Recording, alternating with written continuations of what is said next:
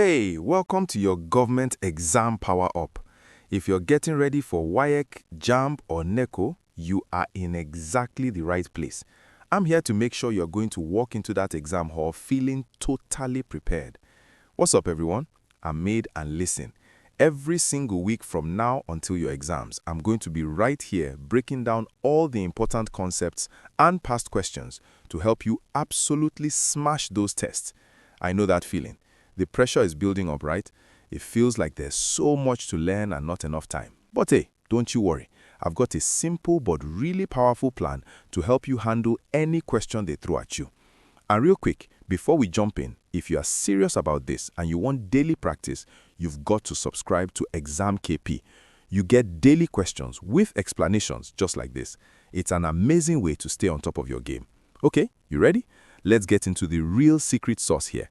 I call it the 3-step exam tactic. Seriously, think of this as your secret weapon for acing any question that comes your way.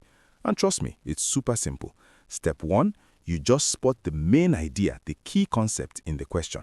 Step 2, you carefully look at every single option. Don't rush this part.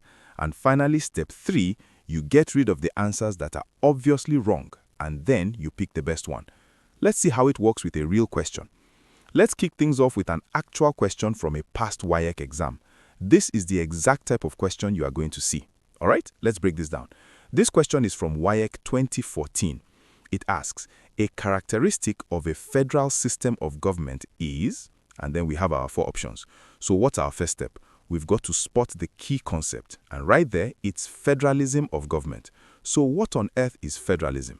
Well, it's a system where the Constitution itself divides power between a main central government, like the one in Abuja, and then the smaller regional governments, which are our states. The whole idea is sharing power. Okay, now for steps 2 and 3, analyze and eliminate. Option A says power is shared between the central and unit governments. That sounds exactly like what we just said, but let's check the others just to be sure. Look at option C, held by the national government. Nope. That's a unitary system, which is the complete opposite of a federal one. So we can definitely cross that one out. And boom, there it is. The correct answer is A. So here's the key takeaway for you. Whenever you see the word federalism, I want you to immediately think power sharing. Power shared between the central government and the states. It's as simple as that. Awesome job. Let's move on to our next one. This time, we're tackling a real JAMB question. This one tests a really fundamental idea in democracy. All right, this question from JAMB 2018 asks, an essential principle of the rule of law is... So what's our game plan? Step 1, find the key concept. Easy, it's the rule of law. So what does rule of law actually mean? It's this massive, super important idea that everybody, from a regular citizen all the way up to the president, is subject to the same laws. Nobody is above the law. The scales of justice being perfectly balanced here is the perfect way to picture it. So the question asks for the essential principle, and the absolute core idea here is that the law applies to everyone equally. Without that foundation of equality, the whole concept of the rule of law just falls apart. So if we look back at our options, C, equality before the law, is the most fundamental principle here, is the bedrock. So C is definitely our answer. Hey, you're crushing this. And just a quick reminder, if you are finding this helpful, just imagine having this kind of breakdown for brand new questions every single day. Go ahead and subscribe to Exam KP to keep your brain sharp for the exams. Okay, time for our final example.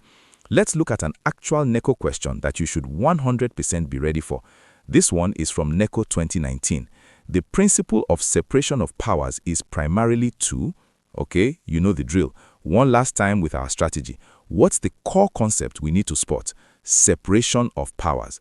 Separation of powers is all about dividing the government's job into 3 different parts. You've got the executive, which carries out the laws, the legislature, which makes the laws, and the judiciary, which interprets the laws. The goal is to keep them all balanced and separate so that no single part gets too much power. But why do that? What's the main reason? Well, it's to create something called checks and balances. Each branch can check the power of the other branches, and that system is what stops any one person or group from getting total control and, doing whatever they want, which is basically abusing their power. So the primary reason, the main reason the question is asking for is exactly that. It's all about stopping the misuse of power. Looking at our options, B, prevent the abuse of power, fits perfectly. That's our answer. Amazing work today. You just broke down 3 real exam questions from WAEC, JAMB, and NECO like a total pro. So let's quickly go over your final instructions for exam day. First, always remember that 3-step tactic: spot, analyze, and eliminate. It will never fail you. And burn these ideas into your brain. Federalism is all about power sharing, the rule of law is built on equality for all, and separation of powers is there to prevent the abuse of power. You've totally got this. If this explainer helped you out, do me a huge favor and do 3 quick things. Smash that like button, share this with all your friends who are also studying, and most importantly, hit subscribe so you don't miss our next power session. And don't let the practice stop here. If you want thousands more questions to get you completely ready, you need to head over to www.examkp.com right now. Seriously, it's the best place to prepare.